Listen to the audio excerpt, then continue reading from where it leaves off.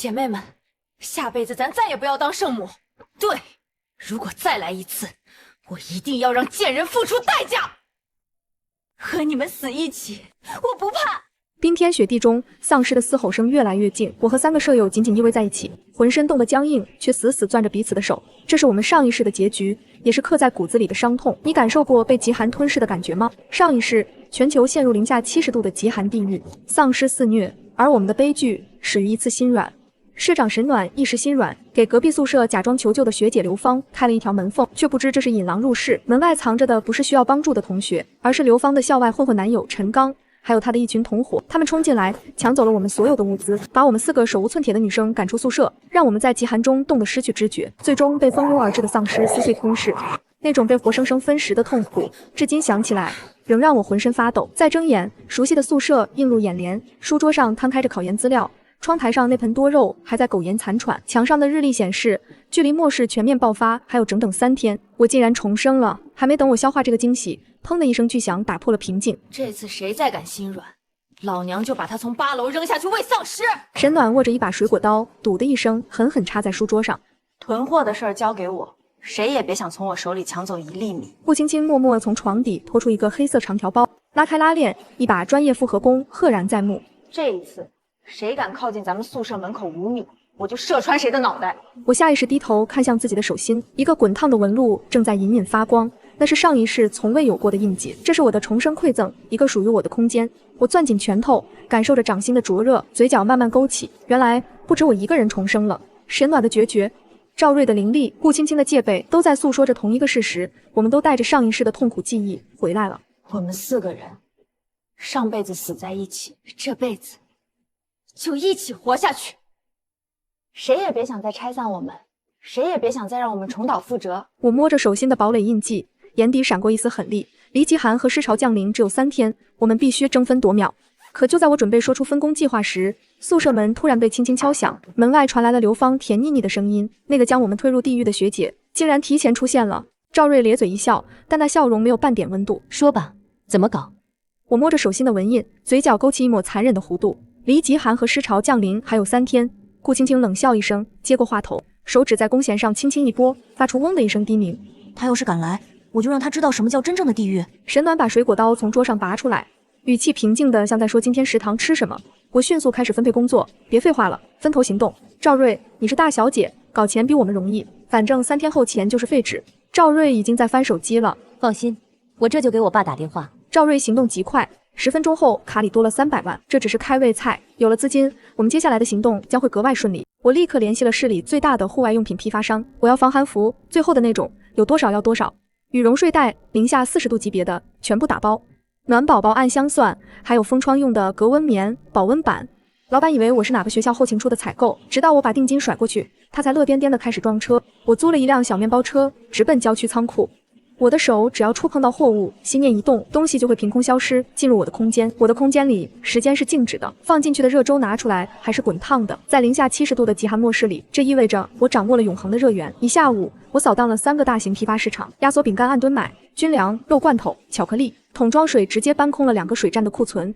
架子上空的连灰都不剩。我还去了药店，街口学校社团搞应急演练，物资采购，把冻伤药膏、抗生素、止血绷带、消炎药买的像是在进货。柜员看我的眼神像在看疯子，但我刷卡刷的干脆，他也就闭嘴了。晚上回到宿舍，推开门，我愣住了。4张床铺的空隙，书桌底下，门背后，成箱的方便面垒成了墙，暖宝宝的箱子从地上摞到了天花板，这也太多了吧！我看着一地的物资，沈暖正在磨刀，眼神阴冷。末世里1包泡面能换1条人命，这才哪到哪？顾斌也背着一个巨大的黑色琴盒回来了，那是他通过特殊渠道搞来的重磅复合弓。顾斌爱惜地抚摸着弓身，陈刚那身肉挡不住一剑。就在这时，门外传来了敲门声。上一世就是他跪在门口，哭得梨花带雨。沈暖心软，开了门缝想递杯热水，结果门外藏着的根本不是什么可怜学姐，而是他那个校外混混男朋友陈刚带着的一帮人。他们冲进来，抢光了物资，把我们4个拖出去。零下70度的室外，我们就那样在极寒中一点点失去知觉，手指头先变黑，然后是脚趾、耳朵、鼻尖，最后身体僵硬的像一根冰棍的时候，丧尸循着走廊爬过来了。那种被冰冻着，清醒的感受着自己被一口口撕开的痛苦，我现在想起来还浑身发抖。门外传来刘芳甜腻腻的声音，我透过猫眼看着她那张精致却虚伪的脸，手里还端着一袋零食。哎呀，学妹，我看你们进进出出搬好多东西，是不是要搬宿舍呀？这是我从外面带的零食，给你们尝尝。我冷冷地回了一个字：滚。刘芳愣住了，随即脸色变得难看。你什么态度？我好心好意。再不滚，我把刚烧开的水从门缝泼出去。我没开玩笑，我手里已经提起了电热壶，水刚烧开，壶嘴还在冒着白气。神经病，一宿舍神经病。我听着他的骂声笑了。骂吧，尽情骂吧。3天后你会跪在这扇门前，求我把这袋零食倒给你吃。第2天，重头戏来了，改造宿舍。我们住在8楼顶层，在极寒末世，高层视野开阔，但劣势是寒风直灌，供暖管道最先断裂。但我有堡垒空间，我将手按在宿舍的墙壁上，心中默念堡垒融合。掌心的纹身瞬间发烫，一股黑色的流光顺着墙壁蔓延开来。普通的墙体以肉眼可见的速度变得厚实，变成了泛着金属光泽的防寒防咬复合材料。窗户玻璃自动置换成了单向防弹隔温玻璃。这就是你的金手指？赵瑞看得目瞪口呆，伸手摸了摸变了质的墙壁，随即狂喜的一拍大腿：好，太好了，这下连炸弹都轰不开，丧尸拿头撞都撞不进来。但这还不够，我又让赵瑞花钱摆平学校手续，雇了工人在宿舍门口加装了一道防爆钢门，走廊里设置了防攀爬的路障陷阱，阳台全部加装了防咬合金护栏，楼顶甚至架设了瞭望哨和小型风力发电机。防爆门外特意贴了一层普通的木纹纸，看着像普通木门，实际上电锯锯一天都锯不开。楼下，一个叼着烟的男人靠在宿舍楼门口的花坛上，仰着头往上看。陈刚在等刘芳时，看到工人往楼上搬钢门和设备，他打电话给刘芳打听：你隔壁那几个小妞搞什么呢？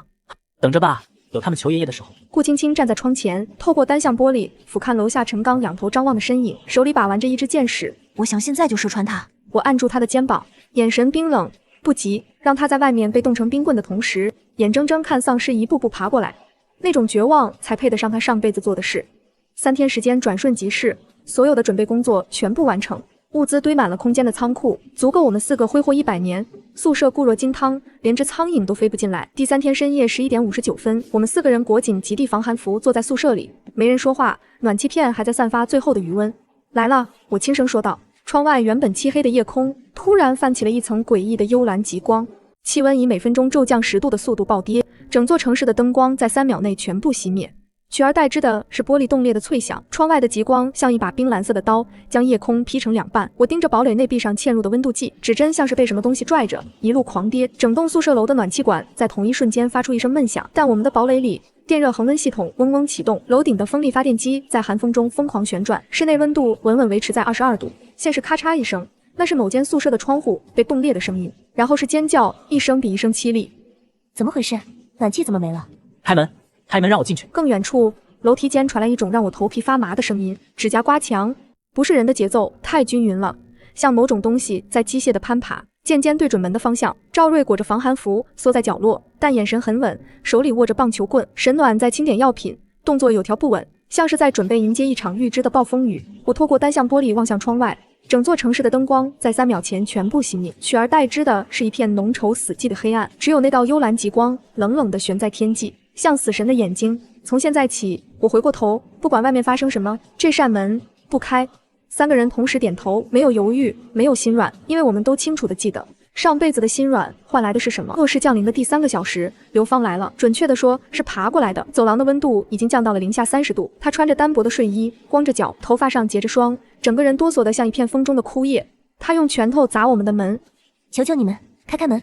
我们宿舍窗户碎了，冷，太冷了。我站在门后，透过监控屏幕看着她，她的嘴唇已经发紫，眼泪流出来就冻在脸上。她跪在地上，额头磕在冰冷的地面上。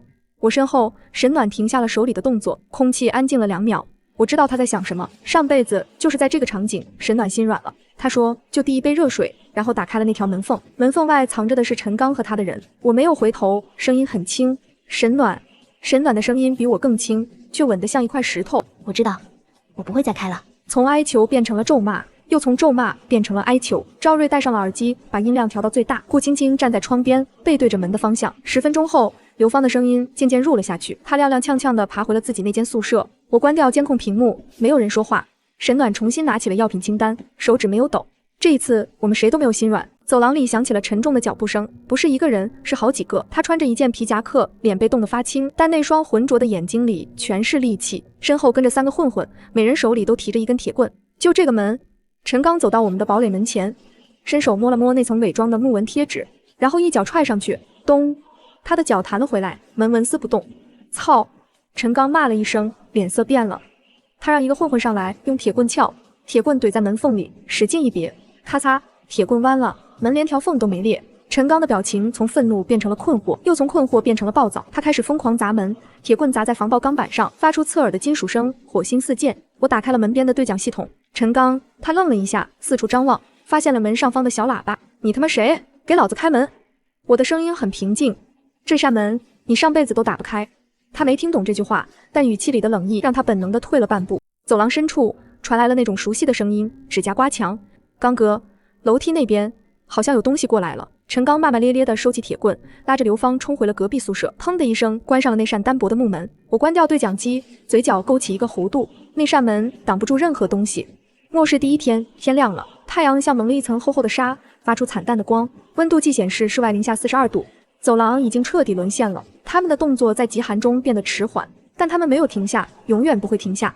6楼有一扇宿舍门没关紧，3只丧尸挤进了那条门缝，然后我关掉了画面。有些东西看一次就够了，上辈子我已经亲身经历过。隔壁刘芳的宿舍传来激烈的争吵声，是陈刚在骂人，把床垫堵上去，窗户堵上，你们都是废物吗？但寒风像长了刺的蛇，从每一条缝隙里钻进去。我从空间里取出一锅热粥，现在拿出来依然冒着腾腾热气。我们围坐在温暖的堡垒里，安安静静的喝粥。窗外是冰封的地狱，墙那边是绝望的嚎叫，但这一次地狱里的人不是我们。第二天凌晨，门缝下塞进来一张纸条，我捡起来看了一眼，字迹歪歪扭扭，大概是手动的太僵，握不稳笔。我可以拿手机换，全新的。沈暖看了3秒钟，然后他面无表情地将纸条撕成碎片，碎片落在地上，像一小片雪。上辈子你递给我们的是死亡。他声音很淡，像是在陈述一个天气预报般的事实。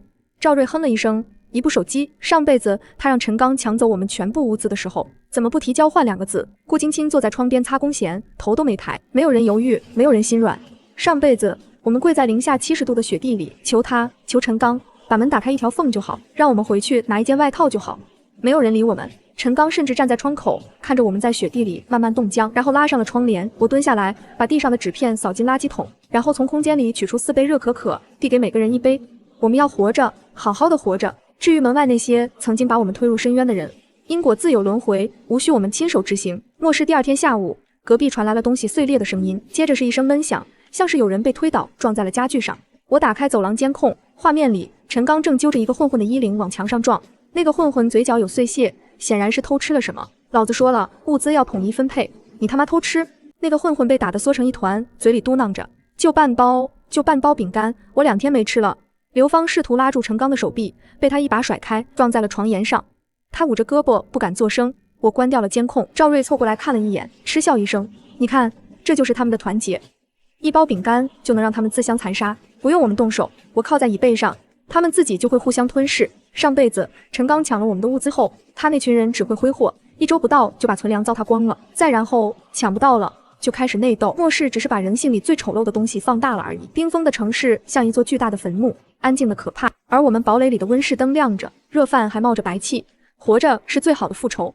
第3天，全楼水管冻裂了，我早就预料到了这一步。我们通过监控看着他裹着2层被子，每一级台阶上都附着厚厚的霜。他走到4流拐角的时候，画面里出现了一只手，那个混混愣了1秒，然后他被一把拖下了台阶，铁棍掉在地上。我关掉监控，沈暖端着一碗热汤走过来，喝点东西。他把碗递给我，手指被碗壁的温度暖得有些发烫。一墙之隔是断水断粮的绝境，一墙之内是热汤葱花的人间。上辈子我们就是那些被困在冰冷走廊里的人。我喝了一口汤，很烫。这一世我连1粒米都不会分给那些人。末世第4天凌晨2点，对讲系统突然响了。学妹，你听我说，我知道你们恨我，我理解，真的，我全都理解。上辈子是我的错，是我害了你们，我对不起你们。赵瑞猛地坐起来，眼神骤然锐利。沈暖和顾青青也同时看向对讲机。宿舍里安静了3秒。我也记得上辈子的事，我每天都在后悔，是陈刚逼我的，我也是受害者。赵瑞压低声音问我，他也重生了？我闭了闭眼，不，他没有。如果刘芳真的有前世记忆，眼神里只有算计，没有愧疚，他只是在赌。我按下对讲按钮，你没有前世记忆，你只是在演戏，骗过我1次的把戏不会有第2次。对讲机那头沉默了很久，然后刘芳笑了，笑声里带着刺骨的寒意。你怎么知道？万一我真的记得呢？万一我也重生了呢？因为真正记得的人不会在末世前3天还来送零食试探。对讲机里传来一阵粗重的呼吸声，然后陈刚的声音炸了出来：“你们几个臭娘们听着，老子给你们脸了是吧？信不信老子把你们这破门拆了？等老子进去，一个一个。”顾青青没有说话，动作干脆利落，走到阳台，打开我们预留的射击孔挡板，搭箭、拉弦、瞄准，嗖，精准地定在陈刚脚边半米的地面上，箭矢没入水泥地面，只剩箭尾的雨片在嗡嗡颤动。陈刚整个人像被电击了一样弹开，他低头看着地上那只深深嵌入水泥的箭，脸色从暴怒瞬间变成惨白。下一只在你膝盖上。顾青青的声音在空旷冰冷的走廊里回荡。陈刚张了张嘴，一个字都骂不出来了。他拉着刘芳仓皇退回隔壁宿舍，砰地摔上门。我走到阳台，顾青青正在收工，她的表情很平静。手感怎么样？我问。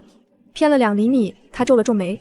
本来想定在她鞋尖上的。赵瑞在后面笑出了声。我觉得这个距离刚刚好，让她知道疼之前，先让她知道怕。末世第5天，气温跌破零下50度，窗外的世界已经面目全非，路灯杆被冻裂折断，横七竖八地倒在街上。远处的一栋居民楼整面外墙脱落，露出里面冻成冰柱的水管和房间。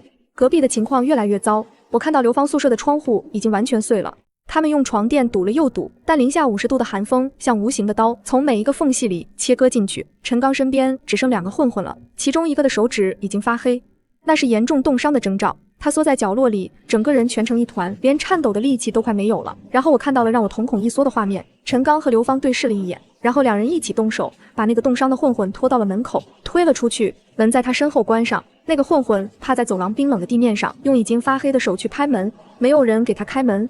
我关掉监控，看到了吗？我的声音很轻，这就是他们的本性，用得上的时候叫兄弟，用不上了就是累赘。沈暖面色沉郁，没有说话。顾青青冷冷地哼了一声，跟上辈子对我们做的一模一样。是的，一模一样。末世第6天，我在例行检查风力发电机时，顺手打开了那台老式收音机，杂音，杂音，还是杂音。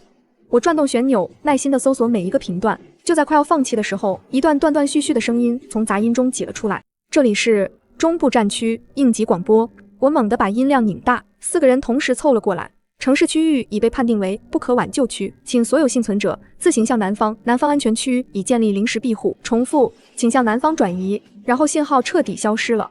赵瑞皱了皱眉，南方安全区靠谱吗？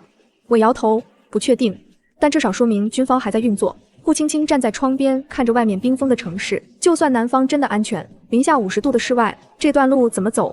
路上全是丧尸，普通人连1公里都走不出去。堡垒的恒温系统运转正常，空间里的物资足够消耗数年。楼顶发电机提供稳定电力，防御工事固若金汤，暂时不动。我们的堡垒比任何路途上的庇护所都安全。等局势更明朗，再考虑是否转移。3人都没有异议。我把广播里的坐标仔细记在笔记本上，然后在地图上画了一个圈。这条信息也许现在用不上，但在末世里，信息就是命。末世第7天凌晨3点，监控画面里出现了一个影子，刘芳，她像一只偷食的老鼠，从隔壁宿舍的门缝里挤出来，贴着墙壁慢慢挪向我们的堡垒门前。她凑近对讲系统的麦克风，你们听我说，陈刚今晚要动手。我按下对讲的接收键，没有出声。他找到了一瓶白酒和半卷报纸，他要在你们门口点火。他说烧也要把你们逼出来。刘芳的声音在颤抖，我把他的计划全告诉你们了，求你们让我进去，我可以帮你们做事。我盯着监控画面里他那张冻得青紫的脸，真有意思。上辈子他把陈刚引进我们的宿舍，帮他抢光我们的一切，这辈子他出卖陈刚，想换一张进入堡垒的门票，永远在背叛，永远在找下一个可以利用的人。信息我收到了。我按下通话键，语气平淡，但门不会为你开。为什么？我都告诉你们了，我帮了你们，帮了我们。我轻轻笑了一声，你只是在帮你自己。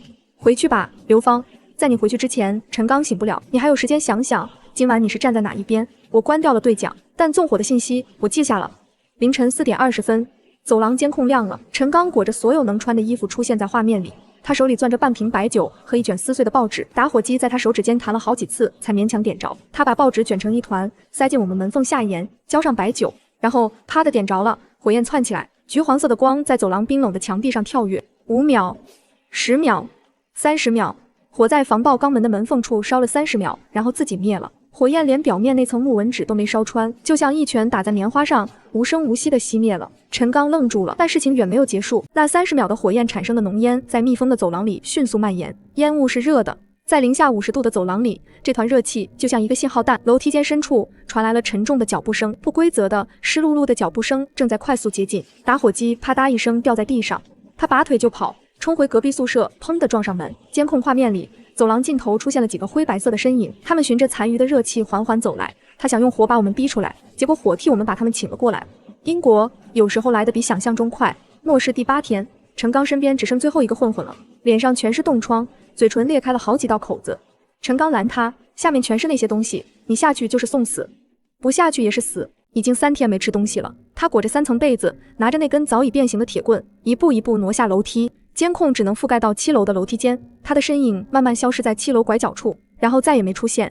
过了很久，走廊里传来一声极其短促的声音，然后是拖拽声，然后是寂静。我们截获了信号，但我听清了。他说别来。我关掉监控，靠在椅背上，望着天花板。赵瑞沉默了很久才开口，他跟错了人。我点了点头，但他选择了跟陈刚混在一起。回忆选择了上辈子冲进我们宿舍抢我们的物资。回忆末世不会因为你不是最坏的那个就放你一条生路。走廊重新归于死寂。陈刚和刘芳现在真的只剩2个人了。末世第9天，刘芳疯了。从凌晨开始，他就在走廊里游荡，零下50多度的气温，他只穿着一件棉睡衣，光着脚踩在结冰的地面上。他一会儿对着我们的门哭，一会儿笑，一会儿骂，一会儿又跪下来磕头，声音从愤怒到哀求，从哀求到呢喃。我靠在门后，闭着眼睛听。赵瑞从抽屉里翻出耳机，塞进耳朵，比上辈子我们在雪地里哭的时候体面多了。我知道他们不是无动于衷。沈暖坐在床上，膝盖抱在胸前，步青青在擦他的弓，一遍又一遍。我们有感觉，有记忆，有上辈子切肤的痛。正因为记得，所以不能心软。心软一次，就是把上辈子的剧本再演一遍。门外的声音渐渐弱了下去，像一盏油快要耗尽的灯。我从空间里取出4杯热牛奶，分给每个人。喝了早点休息。我说，明天还有很多事要做。没有人问什么事，因为我们都知道，那些人的结局已经进入了倒计时。末世第10天，陈刚终于被逼到了绝境。隔壁宿舍已经没有任何可以燃烧或者食用的东西了。监控里，他像一头被困在冰窖里的野兽，双眼通红，手里死死攥着那根变形的铁棍。他没有管缩在角落里奄奄一息的刘芳，独自一人推开门，冲向了楼道。我们4个人坐在屏幕前，看着他跌跌撞撞地走下楼梯，极寒让他的动作变得迟缓笨重，但他心里的贪婪和求生欲还在驱使他往下走。半小时后，刘芳掉在地上的手机突然亮了，那是陈刚发来的最后一段语音，声音里再也没有了之前的嚣张跋扈，只剩下漏风般的喘息和极致的恐惧。门被堵死了，教室里全都是救我，谁来救救我。背景音里是密密麻麻的指甲刮擦黑板的声音，还有令人毛骨悚然的咀嚼声。语音戛然而止，我面无表情地切断了信号接收。赵瑞冷笑了一声，转过头去继续摆弄他的平板电脑。沈暖低头翻看着医药箱，仿佛什么都没听见。上辈子他带着人冲进我们宿舍时，气温正是跌破零下65度，窗外的世界彻底变成了一座冰雕之城。高楼大厦像是一座座沉默的墓碑，极光在天际悠悠闪烁，冷得刺骨。我坐在书桌前，借着堡垒里温暖的灯光，笔尖在纸上划过，发出沙沙的声音。我停下笔，抬头看了一眼熟睡的室友们。赵瑞裹着毯子在沙发上打呼噜，顾青青抱着他的弓靠在床头，沈暖的呼吸平稳而安静。上辈子的这个时候，我们已经被赶出了宿舍，寒风像刀子一样割开皮肤，血液在血管里一点点冻结，直到连痛苦都变得麻木，眼睁睁看着丧尸顺着楼梯爬上来。我深吸了一口气，把那段记忆压回心底，继续在日记本上写道：这不是复仇，这是因果。我们只是拿回了属于我们自己的生存权利，从今往后，谁也别想再剥夺它。末世第12天深夜，走廊里传来了极其微弱的动静，像是有什么东西在地上艰难的摩擦。我打开监控，看到了刘芳，她已经不能算是走了，而是完全靠着双臂在冰面上爬行。她的双腿因为严重冻伤，已经变成了可怕的紫黑色，毫无知觉地拖在身后。她爬到了我们的防爆门前，用尽全身最后的力气，把脸贴在冰冷的门板上。对讲机里传来她微弱如游丝的声音：我知道，你们恨我。我不求你们开门了，我真的知道错了。能不能求求你们给我一杯热水，就一杯。宿舍里死一般的寂静。赵瑞停下了手里的动作，顾青青看着窗外，沈暖闭上了眼睛。一杯热水对拥有空间的我来说，连9牛1毛都算不上。但是门内是温暖的春天，门外是吃人的地狱。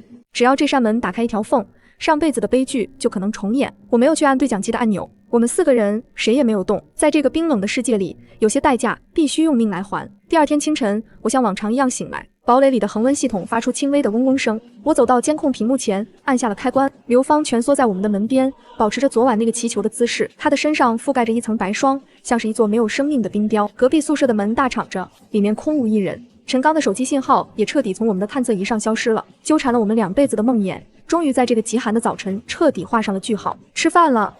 沈暖端着热腾腾的粥走过来，看了一眼屏幕，眼神平静的没有一丝波澜。我关掉监控，转身走到餐桌前，只不过这次位置互换了。喝下第一口热粥的时候，我感觉胃里暖洋洋的。因果已了，接下来我们要为了自己好好活下去。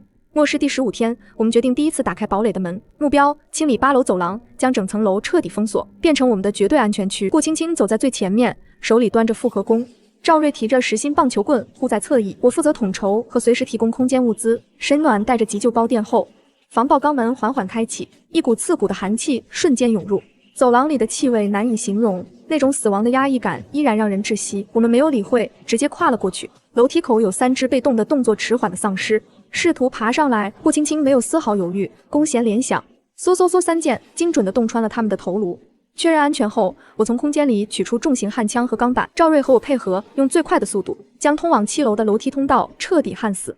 火花在幽暗的楼道里飞溅，直到最后一道缝隙被钢板封死，我们才长长的松了一口气。8楼现在完全属于我们了。我将手按在每一面墙壁上，掌心的纹印发烫。堡里的融合能力瞬间蔓延，普通的砖墙被强化成了泛着金属光泽的复合材料，窗户全部置换成单向防弹隔温玻璃，整个8楼被打造的铁板一块。赵瑞看中了走廊尽头向阳的那片区域，这里光线好，可以搞个温室。我从空间里拿出保温板、补光灯、营养土，我们在走廊里搭起了一排排架子，种下了小白菜、番茄和黄瓜的种子。在这样的世界里，还能看到绿色，真好。生存不仅是活着，还要看到明天的希望。我们的堡垒正在一点点变成真正的家。为了确保绝对的安全，视野是必不可少的。顾青青主动接下这个任务，利用我空间里的建材，我们在宿舍楼顶搭建了一个隐蔽的永久瞭望哨。哨塔外层包裹着防寒隔音材料，里面配备了高倍望远镜和热成像仪，从这里可以俯瞰大半个冰封的校园和远处的街道。轮到我值班的那天下午，我在望远镜里看到了一丝不同寻常的闪光，在距离我们大约2公里外的一座商业大厦楼顶，有人在用镜子反射微弱的阳光，3长2短，那是标准的求救信号。我立刻用对讲机呼叫了他们3个，有人活着，而且懂得发送信号。顾青青看着镜头里的闪光，冷静地分析。赵瑞皱起眉头，要回应吗？万一又是陈刚那种人怎么办？我沉思了片刻，摇了摇头，暂时不要理会。我们现在的首要任务是稳固基地，外部的情况太复杂，不能轻易暴露我们的位置。在这片末世的废墟上，同情心是最奢侈的东西。在没有绝对把握之前，我们必须保持沉默。末世第20天，意外发生了，3个女生顺着楼外的排水管极其艰难地爬到了8楼阳台的防盗网外，他们是我们这栋楼低楼层的幸存者，冻得几乎失去了意识。救命！求求你们！看着他们青紫的脸庞，我们召开了紧急会议，不能全盘接收，但也需要人手。温室需要打理，日常杂活需要人做，但必须立下规矩。第1步，搜身检查，确认没有被咬伤或抓伤。第2步，在改造好的隔离室里单独观察24小时，想留下来，必须用劳动换取庇护资格，不养闲人。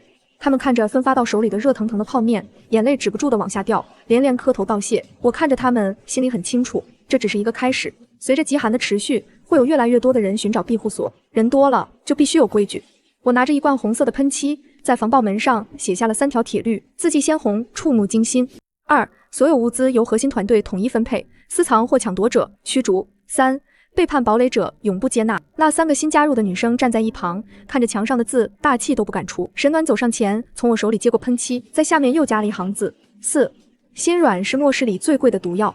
他转过头，平时温和的目光此刻锐利如刀，扫过那3个女生。在这里，收起你们那些泛滥的同情心，谁敢因为烂好心给堡垒带来危险，我会亲手把它扔下去。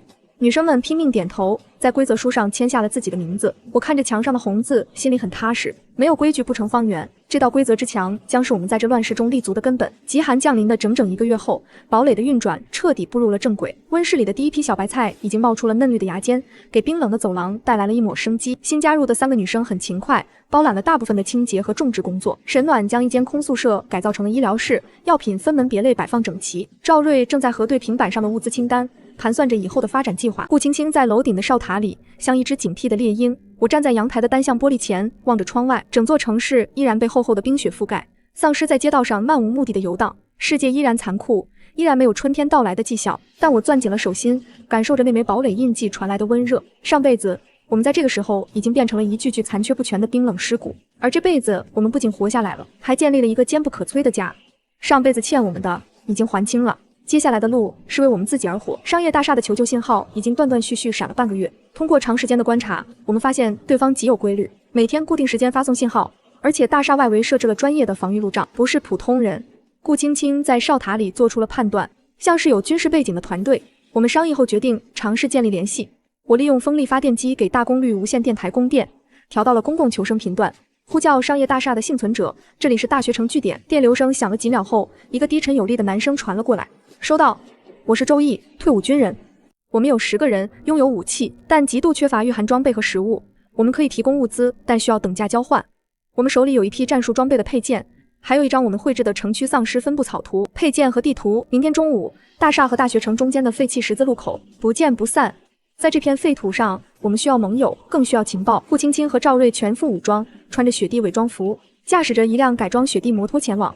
我和沈暖留在堡垒，通过望远镜和对讲机进行远程指挥。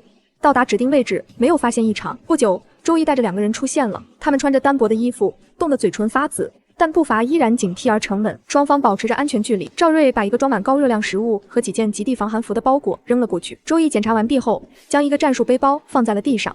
交易完成，撤退。我果断下达命令。陆青青没有废话，一拧油门，雪地摩托在冰面上划出一道优美的弧线，迅速消失在风雪中。回到堡垒，我们打开了战术背包，里面不仅有一套顶级的复合弓升级配件，还有一张极其详尽的手绘地图。我拿出红蓝2色的马克笔，开始重新标注。这里超市已经被洗劫一空，画红叉。沈暖在一旁仔细分析着周易附带的观察笔记，他们发现了一个规律。沈暖指着几处红点，丧尸在零下60度以下行动极度迟缓，但是他们对热源异常敏感，只要有超过0度的热量散发，他们就会像疯了一样聚集过去。赵瑞倒吸了一口凉气，难怪陈刚那天点火会引来那么多丧尸。我们的堡垒虽然恒温，但外墙隔温材料做得很完美，热量不会外泄。我合上笔盖，但以后外出行动绝对不能使用任何明火，甚至连呼吸的白气都要尽量遮掩。以我们的堡垒为中心，一张半径3公里的情报网络正在逐渐成型。在这个末世里，武力能保命，但情报能让我们活得更好。极寒降临的第40天，走廊里传来了一声极力压抑的欢呼。我推开防爆门走出去，看到他正蹲在保温架前，手里捧着一小盆培植土，在紫红色的补光灯下，一抹极其脆弱却又无比鲜艳的翠绿，正倔强地顶破了土壤。那是第一批成功发芽的小白菜，活了，真的活了！赵瑞激动的声音都在发抖。在零下60度的末世，外面的世界连一根杂草都找不到，而我们的走廊里却诞生了生命的奇迹。这不仅归功于我用空间能力维持的完美恒温，更离不开新接纳的那3个女生日夜不休的照料。沈暖走过来，眼神温柔地注视着那抹绿色，这意味着我们不仅能靠囤积的物资活着，我们还能自己创造食物。我点点头，立刻下达了封口令。温室成功的消息只限于8楼核心区知道，对外这绝对是最高机密。匹夫无罪，怀璧其罪。在所有人都快饿疯了的末世，一盆新鲜的蔬菜足够让外面那些幸存者为了它踏平这栋楼。这是我们的希望，也是我们的底牌。温室成功的喜悦还没持续多久，麻烦就找上门了。那天下午，顾青青在楼顶的哨塔里发出了2短1长的预警信号，我立刻披上防寒服，顺着内部通道爬上楼顶。12点钟方向，距离500米，花坛废墟后面。顾青青把高倍望远镜递给我，声音冷得像冰。我凑过去看，镜头里有5个穿着杂牌防寒服的男人正堵在掩体后，手里拿着自制的长柄武器，其中1人甚至端着一把土制猎枪。他们正轮流用望远镜观察我们这栋宿舍楼，重点盯着8楼那些被封死的窗户。他们在找入口。我说，我们的堡垒散发出的微弱热源信号，终究还是引来了觊觎者。要处理掉吗？顾青青的手指已经搭上了弓弦，眼神里透着杀气。不用见血，给个警告。我平静地说。顾青青心领神会，她换上了一支没有箭头的钝头碳素箭，拉满弓弦，预判了风速。嗖的一声，箭矢划破极寒的空气。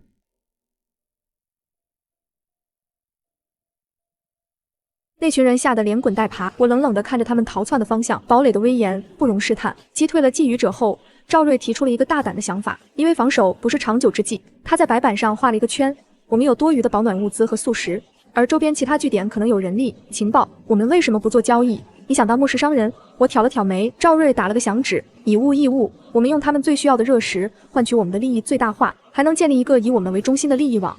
谁敢动我们，就是动所有人的饭碗。我仔细权衡了利弊，赵瑞的思路很清晰，绝对的孤立也会导致信息的闭塞。可以，我拍板决定，但所有交易必须在堡垒外1公里的指定废墟进行，绝不允许任何人靠近宿舍楼。交易队伍由顾青青护送，戴面罩，隐匿身份。赵瑞笑了，眼里闪烁着商人的精明。放心吧，我会让他们知道什么叫垄断市场。一个神秘的物资小队开始在周边据点间流传。我们的雪球越滚越大，是赵瑞用2箱泡面换回的一套完整的外科手术器械和几大本医学教材。沈暖如获至宝，他将8楼最里面的一间宿舍彻底清空。沈暖戴着口罩，指挥着那3个外围女生整理药柜，小腿被废墟里的生锈铁钉划了一道深可见骨的口子。回到堡垒，沈暖立刻接手，他冷静地清创、消毒、缝合，手法虽然有些生涩，但极其稳健。没有打麻药，顾青青咬着毛巾一声没吭，处理得很好，不会感染。沈暖剪断缝合线，额头上全是汗。我看着沈暖专业的动作，心里无比安定。在末世，拥有一个能把人从死神手里抢回来的医生，比拥有10把枪更让人安心。极寒第50天，周易的食人小队遭遇了毁灭性的打击。他们在搜寻物资时，不慎惊动了一个地下车库的丧尸群。虽然拼死突围，但物资全部丢失，还有2个人受了重伤。走投无路之下，周易通过无线电向我发出了求救。我们愿意交出所有的武器图纸，只求你们救救我的兄弟。周易的声音透着绝望。我们在会议桌前展开了激烈的讨论，接纳他们风险太大，一旦反水，我们很难压制。赵瑞皱眉，我看着地图，手指在6楼的位置敲了敲，不让他们进8楼，把他们安置在6楼，中间隔着7楼的死亡封锁带。我们提供基础生存物资和沈暖的医疗救助，作为交换，他们成为堡垒的外围防卫队，这是双赢。我通过对讲机向周易提出了条件，对方没有任何犹豫，立刻答应。那天夜里，我们在指定的吊篮里放下了药品和食物，一个以8楼为核心、6楼为外围的联盟雏形。联盟刚建立不到1周，一场前所未有的灾难席卷了整座城市。气象仪上的警报疯狂闪烁，风速在短短1小时内飙升到了12级。这不是普通的风雪，这是能够撕裂建筑的极地暴风雪。整栋楼都在晃。赵瑞死死抓住桌角，脸色苍白。单向防弹玻璃被冰雹砸出令人牙酸的闷响。6楼的周易传来焦急的呼叫，他们那层的几扇普通窗户已经被风压彻底顶碎了。所有人立刻转移到楼层最内侧的走廊核心区。我快步走到8楼的承重墙边，双手死死按在墙面上，掌心的堡垒纹印爆发出前所未有的滚烫温度。我将空间里储备的所有高强度合金材料瞬间融合进墙体，疯狂加固着建筑的骨架。我的精神力被剧烈抽干，额头布满冷汗，但墙体的震颤终于慢慢稳住了。这场暴风雪持续了整整3天3夜。当我们终于敢打开内室的门时，外面已经变成了真正的冰川时代，但我们的堡垒依然屹立不倒。空气中弥漫着一种诡异的死寂。不到10分钟，他就急匆匆地顺着通道滑了下来，脸色是从未有过的凝重。丧尸进化了，他只说了这5个字。我立刻调出哨塔的录像回放，画面中几只在雪地里游荡的丧尸与之前完全不同，他们的体表覆盖着一层厚厚的、泛着幽蓝光泽的冰晶甲壳，他们不再像木偶一样迟缓，奔跑的速度甚至接近了正常人类的快步走。我试射了一箭，他把一支断裂的碳素箭扔在桌上，箭头直接崩断了，连那层冰壳都没射穿。我们4人面面相觑，感到一阵寒意。普通的极寒已经无法限制这些怪物，它们适应了环境，甚至长出了天然的装甲。如果这种异变丧尸大规模出现，6楼周易他们的防线根本撑不住多久，必须升级武器。我深吸了一口气，目光转向空间仓库的清单。普通的剑士和铁棍没用了，我们需要能破甲的东西。我通过对讲机联系了6楼的周易，我出材料和设备，你们出技术。我需要能射穿冰晶甲壳的穿甲箭头。我利用空间能力，将一批高碳钢和一套小型的柴油锻造炉通过吊篮悄悄运到了6楼。周易的人立刻行动起来。几天后，第一批成品送了上来，那是一盒经过特殊淬火处理的棱刺型箭头，以及2把重量惊人、刀刃泛着蓝光的长柄陌刀。这种箭头的设计减少了受力面积，穿透力极强。我把箭头递给顾青青，她熟练地将其组装在箭杆上，手指轻轻抚过锋利的棱角。有了这个，就能敲碎那些怪物的乌龟壳。锻造计划的成功，让我们的武力值跨入了一个新的台阶。一只落单的异变丧尸游荡到了宿舍楼下的花坛附近。顾青青站在射击孔前，深呼吸，拉满复合弓，嗖，穿甲箭带着破风声呼啸而去，精准地命中了丧尸的胸口。冰晶甲壳碎裂，箭矢扎了进去，但丧尸并没有倒下，反而被激怒了，仰起头发出嘶哑的咆哮，朝着楼上疯狂挥舞手臂。胸口不是致命点，冰甲太厚，卸掉了大半力道。顾青青冷静地分析，再次搭箭。他死死盯着丧尸在嘶吼时扬起的脖颈，那里冰晶甲壳的连接处有一道不到2厘米的缝隙，就是那里。顾青青屏住呼吸，手指松开，第2支箭化作一道黑色的闪电，瞬间没入那道缝隙，直接贯穿了丧尸的颈椎。怪物庞大的身躯轰然倒塌，砸在雪地里，再也没了动静。一剑封喉。赵瑞在旁边吹了个口哨，顾青青放下弓，擦了擦额头的汗水，嘴角终于露出了一丝满意的冷笑。从这一天起，堡垒的王牌狙击手真正拥有了猎杀异变者的能力。赵瑞的末世商业版图也迎来了爆发期，借助周易小队的武力护送，我们的交易地点延伸到了2公里外，周边5个大大小小的幸存者据点都与我们建立了固定的贸易关系。赵瑞极其聪明，他绝不大量抛售食物，而是采用饥饿营销，几包饼干、几块压缩肉干就能换回大量的燃油、发电机配件。其他据点的人私下里称呼赵瑞为末世商人，只知道这支戴着面罩的队伍极其神秘且不可招惹。今天又换回了2箱医用酒精和几包抗生素种子。赵瑞把战利品堆在桌上，笑得像个守财奴。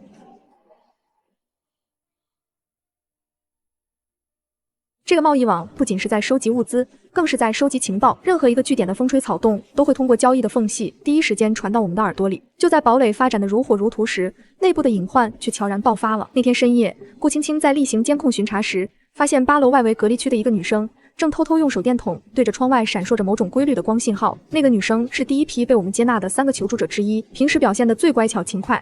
我立刻带人冲进隔离区，当场将他按住，在他的床垫下搜出了一张手绘的8楼内部结构图，虽然不完整，但已经标出了温室和医疗站的大致位置。你把情报卖给了谁？我冷冷地看着他。女生吓得瘫倒在地，哭喊着交代，是2公里外那个血狼据点的人，他们答应只要我提供内部图，就接我去他们那里吃香喝辣。我错了，我再也不敢了。沈暖的眼神冰冷至极，你享受着堡垒的保护和食物，却想把我们卖给一群暴徒。我没有废话，直接指着防爆门上的第3条铁律，背叛堡垒者永不接纳，把他扔出8楼，死活不论。规则就是用来流血的。背叛者的情报泄露，终究还是引来了恶狼。第2天深夜，被称为血狼的武装团伙趁着夜色对宿舍楼发动了突袭，他们大约有30多人，装备精良，甚至带来了破拆工具，准备战斗。我通过对讲机向6楼的周易下达指令。周易的小队在楼道里布置了半线陷阱和简易燃烧瓶。当血狼的人强行破开1楼大门涌入时，迎面而来的就是致命的打击。与此同时，顾青青在楼顶哨塔开启了夜视仪，她像一个无情的死神，特制的穿甲箭一支接一支地射入敌人的阵型，专门挑那些拿着重火力的头目下手。砰砰砰，楼下传来了激烈的交火声。我站在8楼的监控中心，双手贴着墙壁，随时准备启动堡垒的最后防御机关。但敌人低估了我们的火力，也低估了极寒的威力，折损了近半人手后，他们丢下尸体，仓皇逃窜。这一夜，堡垒的威名彻底在废土上打响。6楼的防卫队有2人受了枪伤，沈暖连夜为他们进行了取弹手术，所幸没有伤及要害。这给我们敲响了震耳欲聋的警钟。会议桌前，气氛凝重。我们的准入审查还是太松了，我反思道，必须有更深层的心理测试和互相监督机制。赵瑞点头同意，我已经切断了与血狼据点及其附属势力的所有贸易往来，以后交易必须更加隐蔽。我决定对堡垒进行全面升级，利用空间能力，我在楼梯间和走廊盲区增设了多处物理陷阱，并利用换回来的电子元件搭建了一套覆盖整栋楼的红外预警系统。末世里最可怕的永远不是丧尸，而是人心。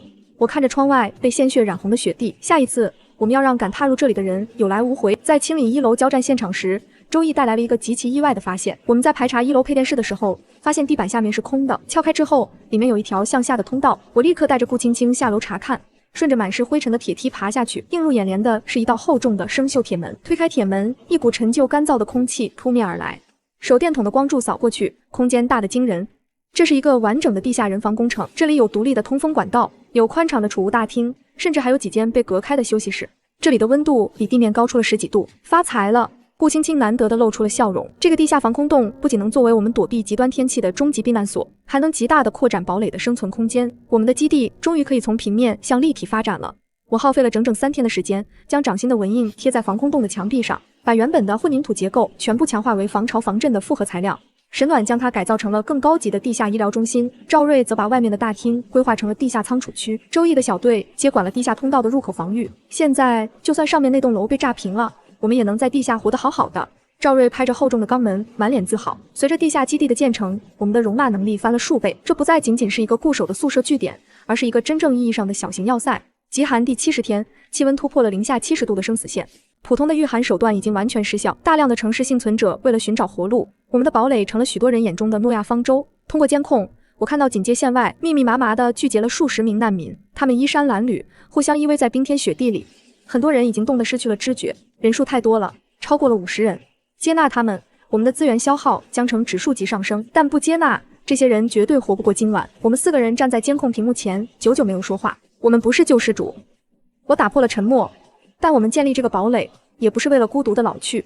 我们需要人手，需要重建秩序。我看着他们开启筛选程序，大门开了一道缝，我站在防爆门后，拿着扩音器，声音冷酷而清晰。堡垒不养闲人，拥有医疗、工程、种植、机械维修等实用技能的优先出列。老人和10岁以下的儿童出列。人群中一阵骚动，那些拥有技能的人仿佛抓住了救命稻草，拼命往前挤。筛选过程极其严格，沈暖负责检查身体状况，赵瑞负责盘问背景和技能真实性，顾青青在暗处观察是否有心怀不轨的危险分子。所有通过初步筛选的人必须在地下隔离区待满48小时，并签下那份带有背叛者死铁律的公约。最终，我们接纳了35人。看着那些喝着热粥在地下室里相拥而泣的幸存者，我摸了摸掌心微微发热的纹印。从4个人到50个人，我们正在这片死亡的冰原上亲手点燃文明的火种。我们4人进行了明确的分工，沈暖不仅负责医疗站，还兼任了心理疏导员。赵瑞发挥了他的统筹天赋，严格管理物资分配与对外贸易，每一粒米、每一滴油的去向都记录在案。顾青青则接管了周易的防卫队，进行极其严苛的防卫训练。而我作为堡垒的核心，统筹全局。每天深夜，当所有人入睡后，我都会独自巡视基地的每一个角落，将手掌贴在墙壁上，持续用空间能力扩建和加固基地。冰冷的防空洞里开始有了烟火气，排气扇嗡嗡作响，走廊里偶尔能听到低声的交谈。看着那些曾经在死亡边缘挣扎的人们，如今在岗位上忙碌，我心里生出一种奇妙的踏实感。极寒第75天，基地里发生了一件小事。那天下午，我正在8楼巡视，温室的门半掩着，里面传出了一阵清脆的咯咯的笑声，这种声音简直比枪声还要突兀。我推开门，看到一个被我们接纳的5岁小女孩正蹲在培植架前，她穿着改小的防寒服，像个圆滚滚的球。她伸出肉乎乎的小手指，轻轻碰了碰一株刚刚长出2片嫩叶的番茄苗，然后仰起头，冲着旁边的沈暖高兴地笑了。姐姐，绿色的，是活的。沈暖蹲下身，把小女孩抱进怀里，眼眶瞬间红了。我和闻声赶来的赵瑞、顾青青站在门口。上辈子我们在无尽的背叛和严寒中死去，满眼都是绝望的灰白。我们听到了代表着希望的笑声。我们4个人互相对视了一眼，没有说话，而是人类文明最后的一丝火种。极寒第80天，气温暴跌至-80度，丧尸的异变再次升级了。顾青青带领一支5人小队在基地外围巡逻，对讲机里突然传来了激烈的交火声和周易的惊呼：他们能喷吐冰雾，撤退，快撤！我立刻冲到监控屏幕前，几只体型极其庞大的异变丧尸正以惊人的速度逼近巡逻队，他们张开长满獠牙的嘴，喷出白色寒气。顾青青在掩护队员撤退时躲闪不及，左手臂的防寒服边缘被寒气擦到，仅仅一瞬间，那片布料连同里面的战术护板直接结成了坚硬的冰块，迅速向肩膀蔓延。青青！赵瑞发出一声怒吼，从掩体后猛冲出去，一把抓住顾青青的肩膀，将她狠狠拽倒在地，险之又险地避开了第2口致命的冰冻吐息。2人连滚带爬地撤回了堡垒的防爆门内。当沈暖剪开顾青青的袖子时，她的左臂已经严重冻伤，皮肤呈现出可怕的青紫色。顾青青的伤让我感到了前所未有的危机感，普通的物理防御已经无法抵挡这种超自然属性的冰冻攻击。深夜，我独自坐在地下室的物资核心区，看着掌心那个堡垒形状的纹印，陷入了深深的焦虑。就在这时，纹印突然开始剧烈发光，伴随着一阵几乎要将手掌灼穿的高温。我咬紧牙关，没有出声。我感觉到空间里储存的庞大物资和基地的整体结构，仿佛与我的精神建立了一种更加奇妙的连结。我猛地睁开眼，将手按在面前的一张铁桌上，意念一动，一层肉眼几乎无法察觉的泛着淡淡红光的能量膜覆盖在了铁桌表面。我拔出匕首，用力刺向那层膜，匕首不仅被弹开，刀刃甚至因为瞬间的高温而微微发红。进化了，我的攻坚能力不仅能强化建筑，还能在物体表面附加一种恒温护盾。这层护盾不仅坚不可摧，更能绝对隔绝外部的极端温度。有了这个，那些怪物的冰冻气息将彻底成为笑话。极寒第85天，我们决定不再被动挨打。顾青青的手臂在沈暖的精心治疗下已经恢复了70%，她换上了一套全新的战术服，这是我用进化后的能力耗费了大量精神力附加了恒温护盾的特制装备。不仅是她，周易和另外3名核心队员也装备了这种护盾服。今天我们主动出击，我站在防爆门前，看着这支全副武装的小队，清剿基地周边1公里内的所有丧尸巢穴。防爆门轰然开启，战斗呈现出了一面倒的压倒性优势。当那些异变丧尸试图喷吐冰雾时，寒气在接触到队员们体表的红光护盾，瞬间便消散得无影无踪。不到3个小时，周边1公里被彻底清空。他们从一个废弃的地下车库里收回了大量被遗弃的物资，以及一批极其珍贵的军用通讯设备。那批军用通讯设备被搬回堡垒后，赵瑞立刻找来了队伍里懂电子维修的人进行抢修。极寒第90天，电台里终于传出了清晰的声音，不再是断断续续的杂音，而是一个极其稳定浑厚的女声广播。这里是南方最高指挥部，军方已在南方建立大型地下与穹顶庇护所，内部温度维持在0上5度，整个堡垒沸腾了。这个数字对于在0下80度地狱里挣扎了3个月的人来说，无异于天堂的召唤，但这也引发了基地内部的巨大分歧。一部分以家庭为单位，拥有实用技能但缺乏战斗力的人，强烈渴望南迁。他们想要一个真正安稳的环境，而周易的防卫队和一些早已习惯了堡垒生活的人，则认为路途遥远且充满未知，坚守这座已经坚不可摧的堡垒才是明智之举。南迁派与坚守派的争论，让原本平静的社区出现了裂痕。作为堡垒的建立者，我必须做出决断。我召开了全体成员大会，50多人挤在地下大厅里，鸦雀无声地看着我。我不会强留任何人，也不会赶走任何人。我站在高台上，声音平静地传遍每一个角落。南方也许是天堂，也许路途就是地狱。留在这里，我们依然要面对极寒和怪物。现在由你们每个人自行选择去留。长达3个小时的讨论和权衡后，结果出来了。大部分拥有农业、工程技能的成员和带着孩子的家庭，大约20人选择了南迁。他们渴望把技能贡献给更大的避难所，换取绝对的安全。而周易的防卫队、医疗组的部分成员以及我们核心4人组选择了坚守。这里是我们一砖一瓦建起来的家。赵瑞靠在墙上撇了撇嘴，我才不去南方给别人打工，我尊重所有人的选择。当晚，我打开了核心物资库，为南迁的队伍准备了极其充足的极地口粮、燃油，并将那辆军用卡车加上了恒温护盾送给了他们。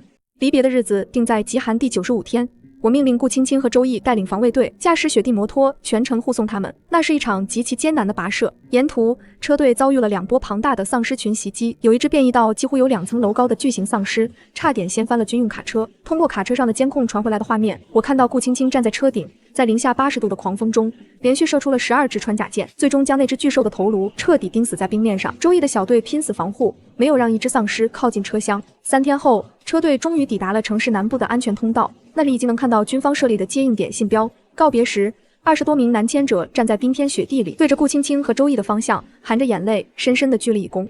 谢谢你们，谢谢堡垒，给了我们第2次生命。顾青青没有说话，只是挥了挥手，调转车头，驶向了属于我们自己的家。送走南迁队伍后的堡垒显得有些空荡，但也更加纯粹和坚韧。极寒第100天，那天清晨，轮到我在楼顶的哨塔值班。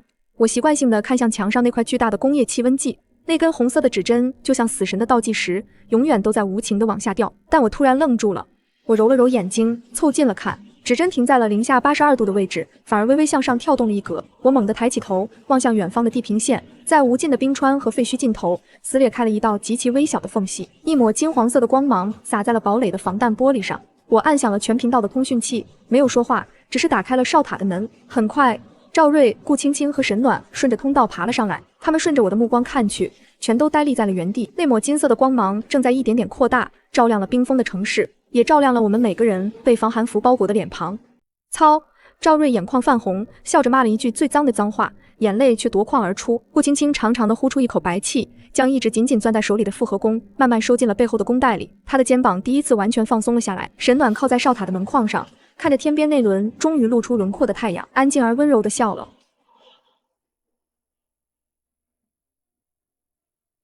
就像在回应着天际的初阳，我回想起上辈子我们在雪地里冻僵的绝望，回想起这3个月来的步步为营和生死搏杀。上辈子我们没能等到春天，我轻声开口，声音消散在终于不再刺骨的风中。